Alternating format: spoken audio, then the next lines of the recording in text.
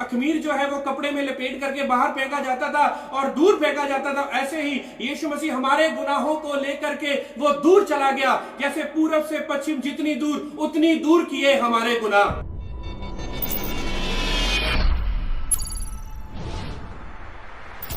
यीशु मसीह के नाम में आप सबको जय मसीह की और शलोम। और इस समय मैं आपका सबका स्वागत करता हूं ऑनलाइन प्रभु यीशु मसीह की उपस्थिति में। और हम प्रभु यीशु का धन्यवाद करते हैं कि उसने हमें एक बार फिर से ये मौका दिया। और जितने आप ऑनलाइन हैं और जो वॉच कर रहे हैं, मैं चाहता हूं कि आप अपनी कॉपी पेन और अपनी बाइबल आप लें और हम कुछ बातों में जाएंगे। हमने पिछले दिनों में सीखा है कि पसह के पर्व के बारे में। और पसह का पर्व जब इजराइलियों ने मिस्र में जब गुलामी में थे, जब वो उन्होंने मनाया, तो उन्होंने जो पसह का मीमना वध किया और उसके बाद वो खमीरी रोटी का जो पर्व उन्होंने मनाया। फिर उसके बाद वो मिस्र से वो निकल गए और जैसे उनका छुटकारा हुआ। और हम देखते हैं कि उसके बाद वो 40 साल तक वो विल्डरनेस में वो भटकते रहे। क्या यहोवा ने उनको छोड़ दिया? क्या परमेश्वर ने उनको छोड़ दिया? नहीं। इन्हीं बातों पे ऊपर हम चलेंगे क्योंकि हमने पिछले दिनों में हमने पसह का पर्व भी मनाया है और हमने प्रभु यीशु मसीह के जी उठने की खुशी भी मनाई और रेजरेक्शन डे को मनाया। और मैंने आपको संडे को मैंने आपको बताया था कि संडे जैसे कि प्रभु यीशु मसीह जब मुर्दों में से जी उठे तो यीशु मसीह ने मरियम मगदलीनी को कहा कि मुझे ना छू क्योंकि मैं अभी तक पिता के पास नहीं गया। यीशु मसीह ने अपने हाई प्रीस्ट जो याजकाई की जो सेवकाई है, प्रधान महायाजक की जो सेवकाई को पूरा किया। और यीशु मसीह अपने ही लहू के द्वारा पवित्र स्थान में वो गए, स्वर्ग में गए और वहां पर पवित्र लहू का छिड़काव किया, जो यीशु मसीह का लहू बहाया गया।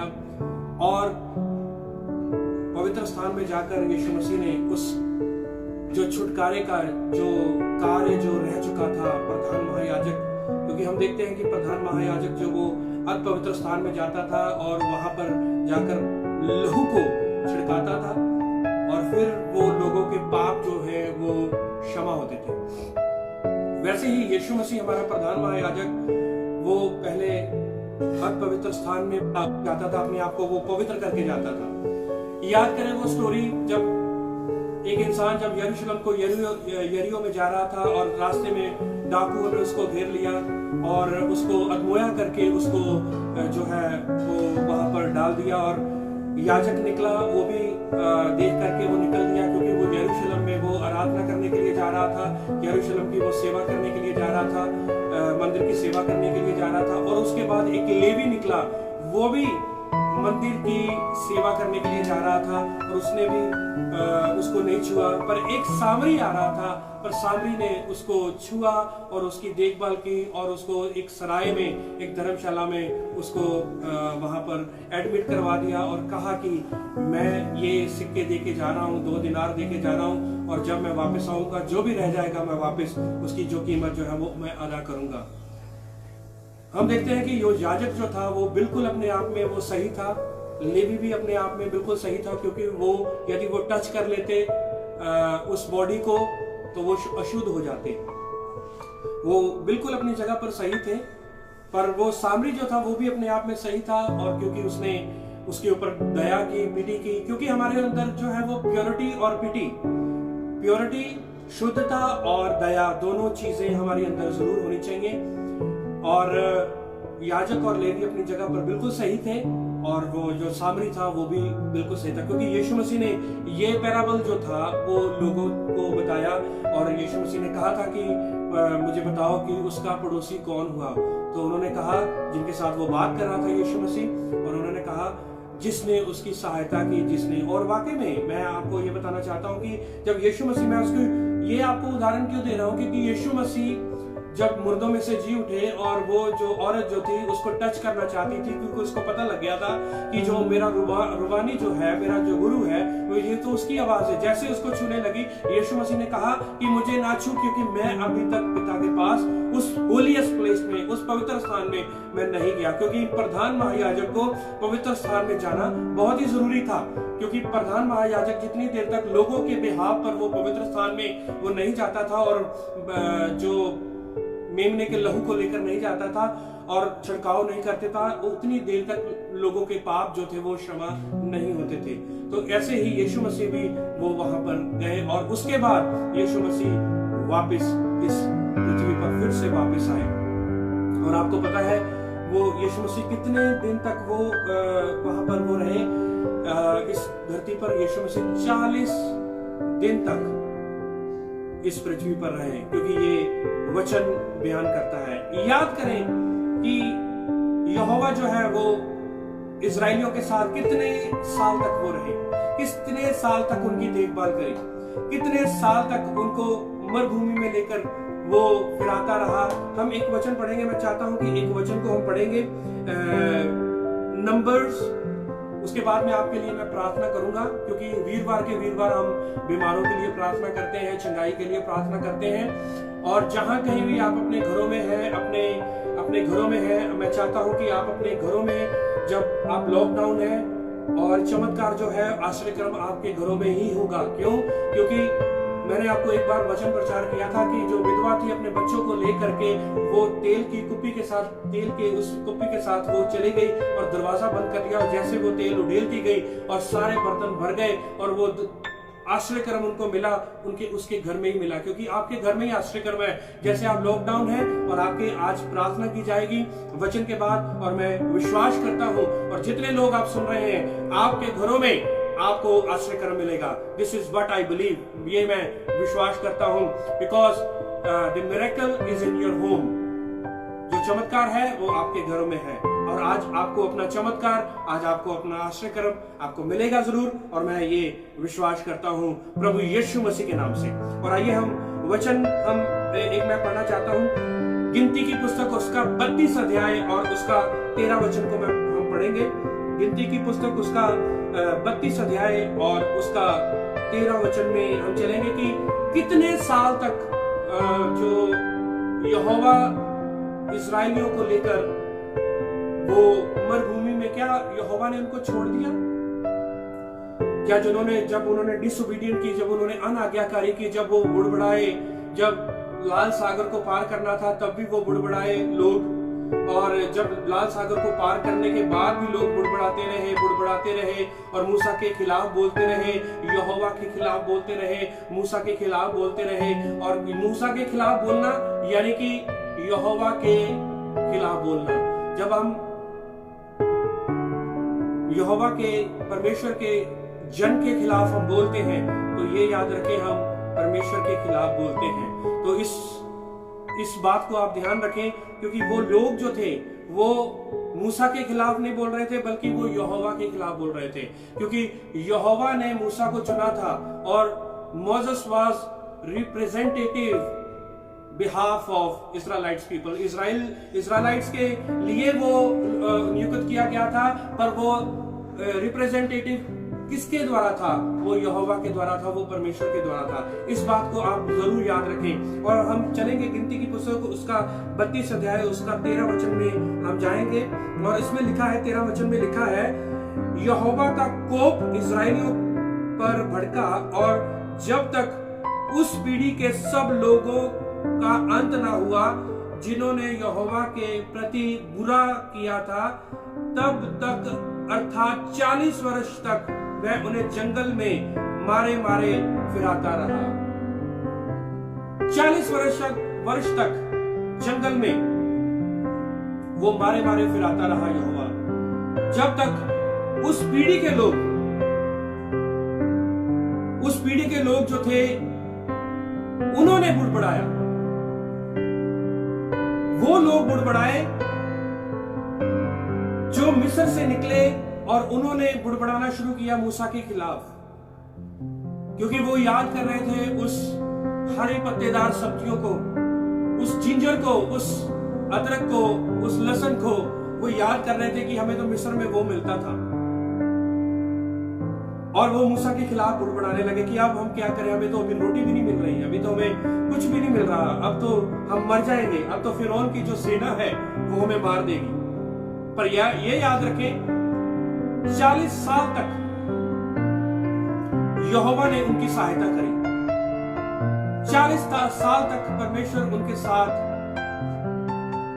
कदम से कदम मिलाकर वो चलता रहा, क्योंकि वो दिन को बादल की नाई और रात को आग के खंभे के नाई उनके साथ चलता था। हम कैसे उस बात को हम भुला दें, हम कैसे उस बात को नकार दें कि परमेश्वर ने, यहोवा ने उनको मिस्र से निकाला, गुलामी से निकाला, उनको छुटकारा दिया। और ये याद रखें कि यहोवा परमेश्वर जो है वो कभी अपने बच्चों को छोड़ता नहीं, ना कभी त्यागता है। चाहे हम यदि अर्थली फादर जो है वो अपने बच्चे यदि गलती कर ले, वो उसकी तरफदारी करता है, उसके साथ रहता है, उसको बचाता है, उसको कभी नहीं छोड़ता। तो कैसे हम ये मान ले कि यहोवा ने उनको छोड़ दिया? नहीं, यहोवा ने उनको छोड़ा नहीं, परमेश्वर ने उनको छोड़ा नहीं, क्योंकि डिट्रोनोमी जो व्यवस्था विवरण उसका 29 अध्याय उसका 5 वचन में भी लिखा है, मैं तो तुमको जंगल में 40 वर्ष लिए फिराए और ना तुम्हारे तन पर वस्त्र पुराने हुए और ना तेरी जूतियां तेरे पैरों में पुरानी हुई। 40 वर्ष तक ना तो उनके कपड़े पुराने हुए और ना उनकी जूतियां पुरानी हुई। 40 वर्ष तक यहोवा उनको लेकर चलता रहा मरुभूमि में। जहां पर पानी की जरूरत हुई, पानी उनको मिला। जहां पर खाने की जरूरत हुई, मन्ना उनको मिला। जहां पर समुद्र 2 भागों में करना चाहा, यहोवा ने मूसा के द्वारा वो समुद्र जो था वो 2 भागों में किया। ये याद रखें कि पसा के पर्व के बाद और जो अखमीरी रोटी के पर्व के बाद जो है, यहोवा ने जैसे उनको छुटकारा दिया और वो मरुभूमि में 40 वर्ष तक यहोवा उनको लेकर के चलता रहा और जो जो वस्तुएं उनको जरूरत थी वो उनको देता रहा। पानी जो है वो परमेश्वर के, यहोवा के वचन को दर्शाता है। पानी जो है वो उनको दिया। मन्ना दिया, वो भी यहोवा उनको जो है वो जो मन्ना दिया वो भी वचन को दर्शाता है, यहोवा के कलाम को दर्शाता है, वचन को दर्शाता है।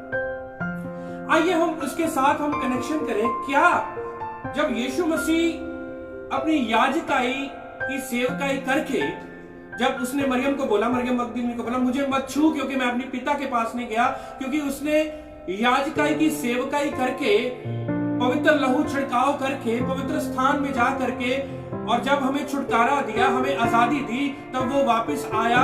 क्या यीशु मसीह इस संसार में रहे? हाँ, इस संसार में रहे। और हम सब जानते हैं कि यीशु मसीह 40 दिन तक इस संसार में रहे। क्या हमारे पास ये प्रूफ है कि 40 दिन तक वाकई में यीशु मसीह रहे? आइए हम एक वचन को हम पढ़ेंगे और प्रेरितों के काम उसका 1 अध्याय और उसका 3 वचन में हम जाएंगे कि क्या यीशु मसीह वाकई में 40 दिन तक इस संसार में रहे, और 40 दिन तक यदि इस संसार में रहे तो वो क्या करते रहे? 40 दिन तक वो अपने चेलों के साथ बहुत सारे लोगों को दिखाई देते रहे, तो वो क्या करते रहे? 40 दिन तक वो क्या किया उन्होंने? आइए हम देखेंगे। प्रेरितों के काम उसका 1 अध्याय उसका 3 वचन में पढ़ेंगे। उसमें लिखा है, उसने दुख उठाने के बाद बहुत से पक्के प्रमाणों से अपने आप को उन्हें जीवित दिखाई दिया।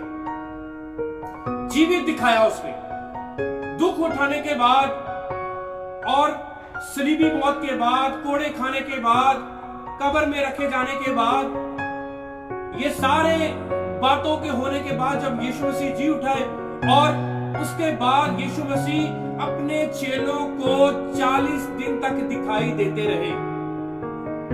क्या ये बात उन 40 वर्ष के साथ जो है, जो मिस्र में से जब इजरायलियों को निकाला, क्या ये बात उनके उस बात के साथ कनेक्शन होती है? हाँ, ये बात कनेक्शन होती है, क्योंकि यहोवा ने जो बातें पुराने नियम में करी वही यीशु मसीह ने, वही नए नियम में यीशु मसीह ने अपने चेलों के साथ करी। यदि पसाह का पर्व जो है वो पुराने नियम में मनाया गया, तो पसाह का पर्व यीशु मसीह ने भी मनाया। यदि अखमीरी रोटी का पर्व जो है वो मनाया गया, तो अखमीरी रोटी का जो पर्व जो है वो यीशु मसीह के साथ भी मनाया गया, क्योंकि यीशु मसीह जो है वो अखमीरी रोटी वो हमारे लिए बन गया, वो हमारे लिए पाप बन गया। जैसे इजरायली लोग जो थे अखमीर को अपने घरों से निकालते थे और एक सफेद कपड़े में बांध करके वो अखमीर जो थे वो फेंक देते थे, वैसे ही यीशु मसीह हमारे लिए पाप वो बना, वो हमारे लिए पाप बन गया और वो अखमीर बन गया, ताकि उसको लपेट करके सफेद कपड़े में लपेट करके वो कब्र में रखा जाए। और जैसे ही यीशु मसीह को कब्र में रखा गया, वो अखमीरी रोटी का दिन था। जिस दिन इजरायली लोग अपने घरों से अखमीर निकालते थे और हर एक जगह से अखमीर निकलता था और कहा जाता था कोई भी अखमीर तुम्हारे घर में ना रहे और सारा अखमीर जो है वो तुमने अपने घर से निकालना है। वैसे ही यीशु मसीह हमारे लिए वो अखमीर बन गया, हमारे लिए पाप बन गया और क्रूस के ऊपर वो गया और क्रूस के बाद उसको सफेद कपड़े में लपेट करके उसको उस कब्र में रखा गया। और वो अखमीरी रोटी का पर्व जो था, क्योंकि वो दिन शुरू होने वाला था, अखमीरी रोटी का पर्व शुरू होने वाला था, जिस दिन इजरायलियों ने अपने घर से जो अखमीर निकालना था। इसीलिए यीशु मसीह भी हमारे लिए उस कपड़े में लपेट करके वो कब्र में गया और उस पर्व को पूरा किया। हाँ, यीशु मसीह ने उस पर्व को पूरा किया, क्योंकि वो हमारे लिए अखमीर बन गया, वो हमारे लिए पाप बन गया। अब उसके बाद जो है, यदि वो हमारे लिए अखमीर बन गया, हमारे लिए पाप बन गया, वो हमारे जैसे अखमीर जो है वो कपड़े में लपेट करके बाहर फेंका जाता था और दूर फेंका जाता था, ऐसे ही यीशु मसीह हमारे गुनाहों को लेकर के वो दूर चला गया। जैसे पूरब से पश्चिम जितनी दूर उतनी दूर किए हमारे गुनाह। ये हम एक भजन गाते हैं, पूरब से पश्चिम जितनी दूर उतनी दूर किए हमारे गुनाह। वो जो अखमीर जो था वो बाहर फेंक दिया जाता था, वैसे ही यीशु मसीह हमारे पापों के खातिर हमारे गुनाहों को अपने ऊपर लेकर के हमारा अखमीर ले लिया, हमारी जो सजा अपने ऊपर ले ली, हमारे पाप अपने ऊपर ले लिए और हमारे लिए वो पाप बन गया और उस कब्र में गया और हमारे पापों को दूर कर दिया हमारे से, हमारे अखमीर को दूर कर दिया हमारे से। यदि यीशु मसीह ने वो परंपराएं पूरी की, तो यीशु मसीह ने वो 40 वर्ष तक, जब यीशु मसीह वो यहोवा जो है वो अपने लोगों से के साथ, इजरायली लोगों के साथ रहा, चाहे वो बुड़बुड़ाते रहे, चाहे वो बहुत कुछ बुड़बुड़ाते रहे, चाहे वो अनाज्ञाकारी हो गए, पर यहोवा ने अपने लोगों को नहीं छोड़ा, यहोवा ने इजरायलियों को नहीं छोड़ा। क्या यदि यहोवा ने इजरायलियों को नहीं छोड़ा, क्या यीशु मसीह ने वो परंपरा नए नियम में पूरी की? हाँ, ये पूरी की, क्योंकि यीशु मसीह भी अपने लोगों के साथ 40 दिन तक वो रहा, क्योंकि उसके लिए एक दिन 1000 के साल के मानिंद है और 1000 साल एक दिन के मानिंद है। हाँ, यीशु मसीह 40 दिन तक, क्या लिखा है, उसने दुख उठाने के बाद बहुत से पक्के प्रमाणों से अपने आप को उन्हें जीवित दिखाया। और आगे लिखा है, और 40 दिन तक वह उन्हें दिखाई देता रहा और परमेश्वर के राज्य की बातें करता रहा। क्या आप बोल सकते हैं हालेलुया? क्या आप बोल सकते हैं शलोम? क्या आप बोल सकते हैं प्रेज द लॉर्ड? 40 दिन तक वो क्या करता रहा? 40 दिन तक वो परमेश्वर के राज्य की बातें करता रहा। अब पुराने नियम में हम जाते हैं, वो 40 दिन तक यहोवा उनके साथ क्या करता रहा? 40 दिन तक वो मन्ना खिलाता रहा, 40 साल तक वो पानी पिलाता रहा, 40 साल तक वो मन्ना खिलाता रहा, 40 साल तक उनके साथ रहा, 40 साल तक उनकी देखभाल करता रहा और 40 साल तक उनकी सुधि देता रहा और उनके कपड़े भी नहीं फटने दिए, उनकी जूतियां भी पुराने नहीं होने दी, उनको कुछ भी नहीं हुआ, क्योंकि यहोवा उनके साथ था। चाहे उन्होंने अनाज्ञाकारी की, चाहे वो बुड़बुड़ाए, यहोवा उनके साथ था। और इसीलिए यीशु मसीह 40 दिन तक अपने चेलों के साथ परमेश्वर के राज्य की बातें करता रहा, मन्ना खिलाता रहा। परमेश्वर के राज्य की बातों का मतलब है कि वो वचन सुनाता रहा, वो उनको तोरा की बातें सिखाता रहा, वो उनको वो वचन, वो मन्ना देता रहा अपने चेलों को। क्या यीशु मसीह ने उस 40 बातों को पूरा नहीं किया? 40 सालों की बातों को 40 दिन की में पूरा नहीं किया? यीशु मसीह उनके साथ रहा और यीशु मसीह 40 दिन के बाद यीशु मसीह का स्वर्गारोहण हुआ। आगे मैं 40 दिन के मैं ये बोल रहा हूं कि 40 दिन के बाद जो है, उसके बाद जो 50वां दिन जो था वो पवित्र आत्मा आया, उसके बारे में मैं टच करूंगा बट सेकंड वीडियो में, क्योंकि वो जो परंपरा जो थी वो भी पूरी हुई।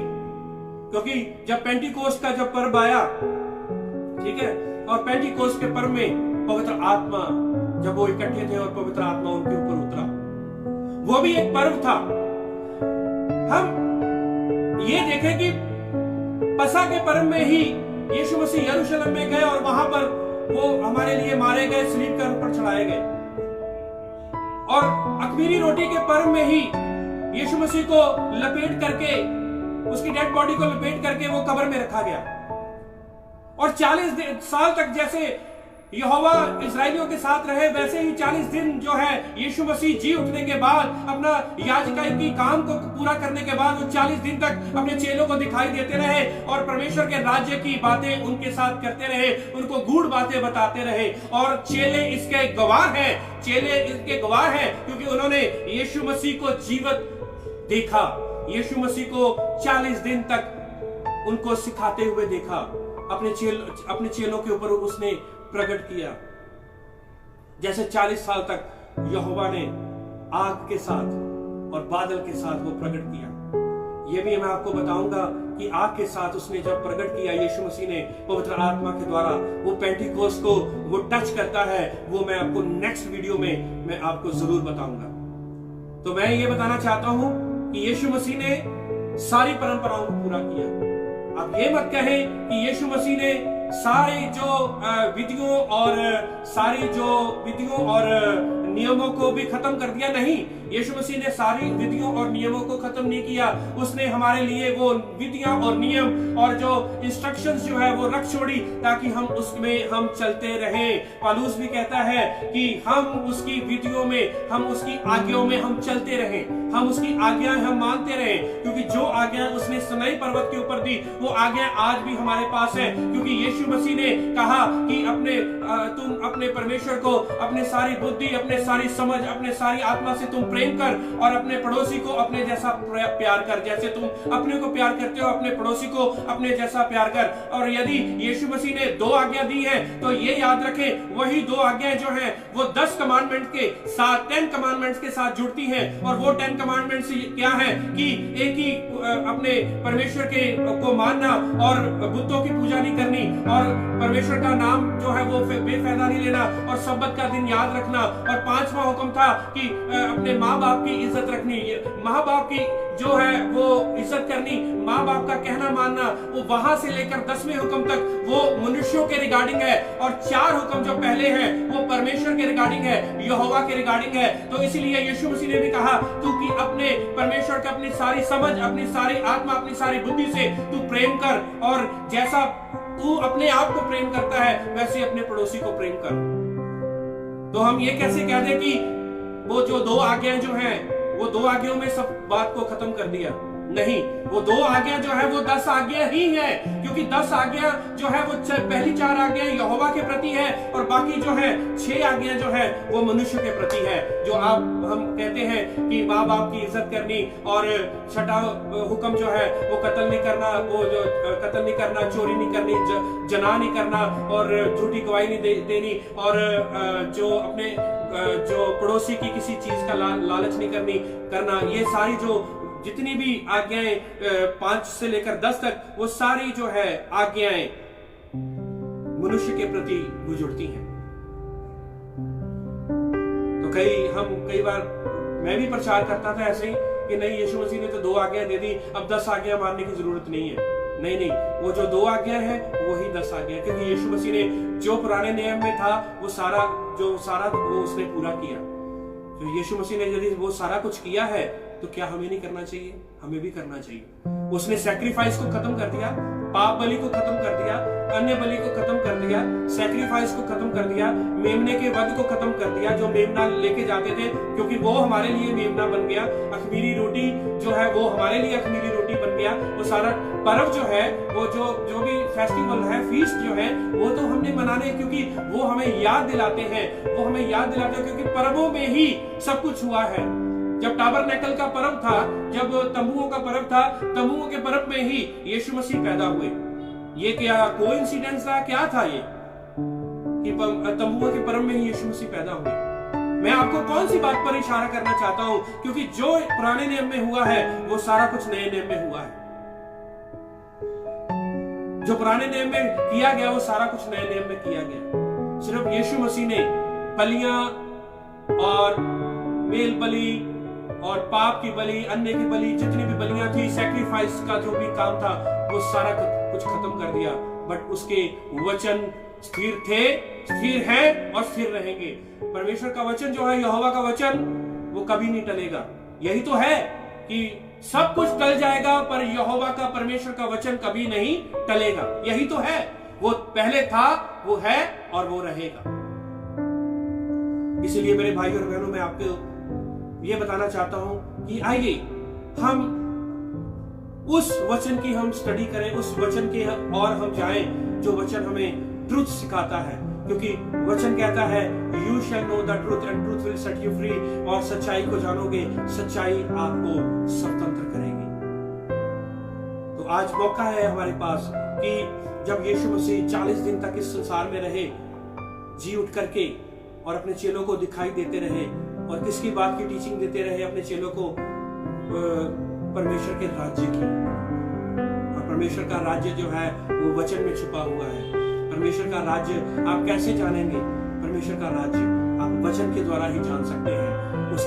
उसके वचन के द्वारा ही आप जान सकते हैं, क्योंकि वचन ही लहू है, वचन ही तेल है, वचन ही सब कुछ है। और मैं चाहता हूं कि आइए हम सब अपनी आंखों को बंद करेंगे, और जैसे हमने आज हम उस बात को हमने सीखा है कि यीशु मसीह ने वो 40 साल का जो पीरियड यहोवा इजराइलियों के साथ रहा, वो 40 साल का जो पीरियड है वो उसने पूरा किया। उसने वो भी परंपरा पूरी की, उसने वो भी बात को पूरा किया। 40 दिन तक अपने चेलों के साथ रह करके और उनको मन्ना खिलाया, राज्य की बातें सिखाई, और यही मैं आपको आज बताना चाहता था। क्योंकि हमने योम पसाक जो है वो बनाया, ठीक है, और हमने जो अखमीरी रोटी का पर्व भी हमने मनाया है, और हमने योम रशीद जो है वो भी हमने मनाया, यीशु मसीह का जी उठना, first fruit, the fest of first fruit भी हमने मनाया। तो वो हमारे लिए फर्स्ट फ्रूट बन गया, वो फर्स्ट फ्रूट था वो। क्योंकि जब याजक जो था वो पहला पुला जो होता था फसल का, वो वेदी के ऊपर जाकर वो हिलाता था, और इसका मतलब था कि यहोवा जो है वो फर्स्ट फ्रूट चाहता था। वो ही यीशु मसीह भी वो मुर्दों में से जी उठा, और सबसे पहले वो वेदी पर गया, वो उस स्थान पर गया जहां पर हमें छुटकारा मिलना था। Bible is all about your wedding. Bible जो है वो सारी एक शादी की कहानी है, और शादी है। और आपको क्या लगता है कि हमारी शादी यीशु मसीह के साथ हो गई? नहीं, हमारी शादी अभी तक यीशु मसीह के साथ नहीं हुई। अभी तो दूल्हा आएगा, अभी तो बराती आएंगे। जब दूल्हा आएगा और बराती आएंगे तब शादी दुल्हन की होगी। दुल्हन अपने आप को तैयार करे वचन के साथ, दुल्हन अपने आप को तैयार करे यहोवा के वचन के साथ। याद करें वो औरतें जिनके पास तेल था, याद करें वो 5 दूसरी औरतें, 5 कुंवारियां, उनके पास ऑयल जो था वो खत्म हो गया था। वचन ही ऑयल है, मैंने आपको बोला, वचन ही लहू है। और आप जब गूगल को सर्च करेंगे, गेहूं खाने से, ठीक है, आटा खाने से, रोटी खाने से जो ब्लड है वो बढ़ता है, वो जो ब्लड है वो शरीर में आता है। तो तभी यीशु मसीह ने कहा कि इंसान केवल रोटी से नहीं बल्कि यहोवा के हर एक वचन से जिंदा रहता है। क्योंकि जिंदगी जो है वो रोटी से आती है, और रोटी के साथ वो लहू बनता है, और लहू हमारे शरीर के लिए बहुत ही जरूरी है, और लहू ही वचन है। इस वचन के द्वारा प्रभु यीशु आपको आशीष और बरकत दे। आइए हम सब प्रार्थना करेंगे।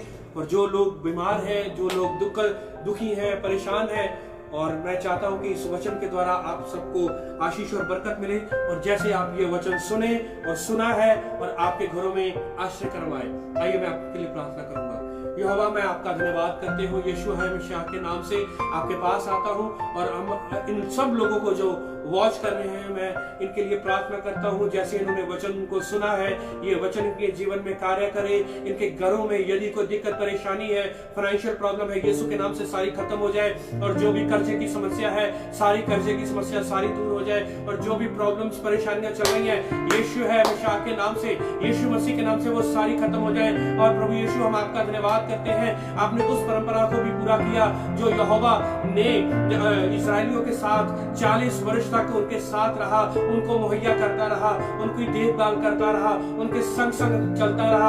वैसे ही 40 दिन तक आप अपने चेलों को दिखाई देते रहे और बहुत सारे चेलों ने आपको देखा। और प्रभु यीशु प्रेरितों के काम उनका 1 अध्याय उसका 3 वचन में आपने हमें सिखाया है कि आप इस संसार में जब जिंदा होकर करके आए, जब आप अपने चेलों के साथ रहे, जब आपने उनको दिखाई देते रहे, आपने कोई और काम नहीं किया बल्कि आपने उनको वचन सिखाया, उनको परमेश्वर के राज्य की बातें उनको सिखाई। और ये जरूरी था क्योंकि जब पुराने नियम में हम पढ़ते हैं, जब हम इजराइलियों के बारे में पढ़ते हैं तो उनको मन्ना खिलाया गया, उनको पानी पिलाया गया, उनकी देखभाल करी गई, उनके कपड़े नहीं फटे, उनकी जूतियां पुरानी नहीं हुई, उनका कुछ भी नहीं बिगड़ा। और प्रभु यीशु हम आपका धन्यवाद करते हैं आप भी अपने चेलों को दिखाई देते रहे और उनको आपने मन्ना खिलाया, आपने परमेश्वर के राज्य की बातें बताई और हम आपका धन्यवाद करते हैं। और आज हम अपने घरों को, अपने पड़ोसियों को, हम अपने बच्चों को, अपने घर परिवार को हम आपके लहू में छुपाते हैं और प्रार्थना करते हैं। और कोई भी कोई भी कोरोना वायरस की कोई भी सिम्टम्स यीशु मसीह के नाम से किसी को न छूने पाए। और कोई जितने भी कलीसिया के लोग सुन रहे हैं जिनके पास भी ये वचन जाए, किसी के पास भी जिसके पास भी वचन जाए, कोरोना वायरस उसके पास ना आए, कोरोना वायरस उसके कोसों दूर रहे, मीलों दूर रहे। और कोरोना वायरस हमारे इंडिया से, हमारे भारत से, हमारे देश से और हमारे दिल्ली से पूरी तरह से वो खत्म हो जाए, उसके सिम्टम्स, उसके सारा असर यीशु मसीह के नाम से वो सारा जाता रहे। प्रभु यीशु ये समय है कि लोग आपके चरणों में आकर कहें कि हाँ यीशु आप ही प्रभु हैं, आप ही मुक्तिदाता है, आप ही मार्ग है, आप ही सत्य है, आप ही जीवन है। प्रभु यीशु हमारी सारी कलीसिया को ब्लेस करना, उनके घर में कोई रोटी की कमी ना हो, उनके घर में कोई भी कमी ना हो, फाइनेंसेस की कमी ना हो, उनके जीवन में हर तरह की सुविधाएं उनके जीवन में हो। और ये जो समय है इस समय में वो आनंदित करें। और प्रभु आपके वचन में लिखा है यदि कोई भी समस्या, कोई भी चिंता आपके जीवन में आती है, आप आनंदित हो जाओ, आप मगन हो जाओ, आनंदित हो जाओ। और प्रभु आज हम आनंदित होते हैं, यीशुआ आज हम आनंदित होते हैं कि इस दुख की घड़ी में भी, इस कोरोना वायरस की घड़ी में भी हम बिल्कुल छुटकारा पाए हुए लोग हैं। हम प्रभु यीशु आपके लहू में ढांपे हुए लोग हैं। हमने आपके लहू को रिसीव किया है, हमने आपकी रोटी को रिसीव किया है। और जितने लोग आज सुन रहे हैं, चाहे पंजाब में है, चाहे हरियाणा में है, चाहे दिल्ली में है, चाहे बाहर के देशों में है, मैं यीशु के नाम में उनके जीवन में चंगाई मांगता हूँ। मैं यीशु मसीह के नाम से, यीशुआ है मसीह के नाम से, यीशुआ है मसीह के नाम से मैं उनके जीवन में चंगाई मांगता हूँ, छुटकारा मांगता हूँ। और पूरी तरह से उनके जीवन में वचन की सामर्थ आ जाए और वो उनके बच्चों को भी मैं आपके लहू में छुपाता हूँ। प्रभु यीशु आपकी महिमा करते हैं, आपने हमें संभाल के रखा है और हम आनंदित होते हैं। आपने हमें सब चीजें दी हैं। और जो जिनके पास रोटी नहीं है, जिनके पास राशन नहीं है, प्रभु यीशु आप लोगों को भेजें उनके पास ताकि वो लोग उनके लिए प्रोवाइड करें और जो भूखे हैं उनके लिए मुहैया हो जाए। और प्रभु यीशु हम आपके आगे ये निवेदन करते हैं, कोई भी भूखा ना सोए, कोई भी भूखा ना सोए, चाहे वो दिल्ली में है, चाहे वो हमारे आसपास की कंट्रियों में है, देशों विदेशों में, कोई भी भूखा ना सोए। हर एक के पास पर्याप्त भोजन हो, हर एक के पास पर्याप्त जो है वो सुविधा हो। प्रभु यीशु हम अपनी गवर्नमेंट के लिए प्रार्थना करते हैं और हम अपने जो प्रधानमंत्री मोदी के लिए और उनकी सारी जो टीम के लिए और हमारे मुख्यमंत्री के लिए, उनकी सारी टीम के लिए हम आपके हाथों में दे देते हैं। आप उनके जीवन में अपना अद्भुत कार्य करें, जो भी डिसीजन लें वो आपकी बुद्धि के साथ लें, आपकी बुद्धि के साथ लें। मेरे पिता हम सारी महिमा हम आपको देते हैं, आप बड़े और आप बड़े हम घटे। यीशुआ है मसीह के नाम से हम ये प्रार्थना मांगते हैं, आमीन, आमीन और आमीन। सबको जय मसीह की शलोम। और I believe that you are blessed by this teaching और by this word of God. परमेश्वर के वचन के द्वारा, यहोवा के वचन के द्वारा आप आनंदित हुए हैं, आशीष और बरकत पाई है। और बी सेफ, अपने घरों में रहें। सबको जय मसीह की और शलोम, शलोम एंड शलोम।